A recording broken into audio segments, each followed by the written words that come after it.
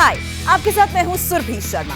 India TV YouTube channel subscribe करिए, bell icon दबाएं।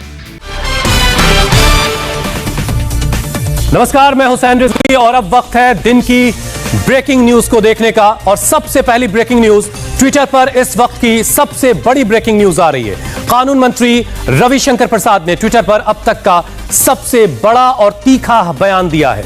रविशंकर प्रसाद ने कहा कि ट्विटर को भारत के कानून मानने ही होंगे। ट्विटर गाइडलाइन फॉलो करने में नाकाम रहा है। बार बार मौके दिए जाने के बावजूद ट्विटर ने मनमानी की, नई गाइडलाइंस को मानने से इनकार कर दिया। गाजियाबाद की घटना का जिक्र करते हुए उन्होंने कहा कि वीडियो वायरल होता रहा लेकिन सच्चाई की जांच तक नहीं की गई। ट्विटर अपनी पसंद और नापसंद के हिसाब से काम करता है, गलत जानकारी रोकने में नाकाम रहा है। तो कानून मंत्री रविशंकर प्रसाद ने अब तक का सबसे तीखा हमला ट्विटर पर बोला है और उन्होंने कहा कि ट्विटर की मनमानी नहीं चलेगी और ट्विटर को हिंदुस्तान के कानूनों के हिसाब से ही चलना होगा। हमारे संवाददाता आनंद प्रकाश पांडे इस पर और ज्यादा अपडेट के साथ हमारे साथ जुड़ चुके हैं। आनंद, इसे एक तरह से फाइनल चेतावनी के तौर पर देखा जाए, क्योंकि लगातार नोटिस पर नोटिस जाता रहा लेकिन ट्विटर जो है अभी तक जो कानून बताए गए उसको फॉलो करने में नाकाम है।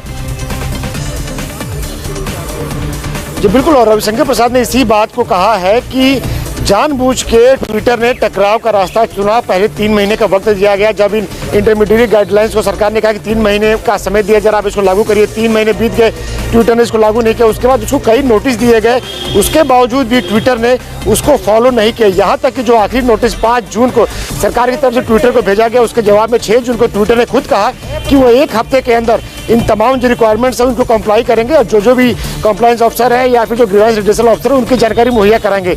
लेकिन ट्विटर ने अपने ही वादे को पूरा नहीं किया जो उसने 6 जून को कहा था। और इसी बात को कह रहे हैं रविशंकर प्रसाद की ट्विटर ने जानबूझकर कई मौके देने के बावजूद भी टकराव का रास्ता चुना। रविशंकर प्रसाद ने यह भी कहा कि भारत जो है एक बहुत बड़ा देश है, यहाँ फेक न्यूज़ से पहले ही सरकार परेशान है और ऐसे में अगर कोई गलत खबर या गलत बात ट्वीट कर दी जाती है तो वो पूरे देश में आग लगने की वजह बन सकती है, पूरे देश का माहौल बिगाड़ने की वजह बन सकती है। साथ ही साथ रविशंकर प्रसाद ने यह भी कहा कि जो भारतीय कंपनी है वो अगर अमेरिका में जाती है जहां पे ट्विटर बेस्ड है तो वो भारतीय कंपनियां अमेरिका के कानून का पालन करती है। तो ऐसे में अगर ट्विटर भारत में बिजनेस कर रहा है तो वो भारत के नियम कानून का पालन क्यों नहीं कर रहा, क्यों टाला मटोल कर रहा है और जानबूझ के टकराव का रास्ता ट्विटर क्यों चुना हुआ है।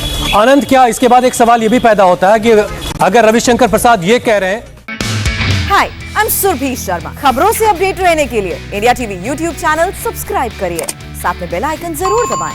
जुड़े रहें इंडिया टीवी के साथ।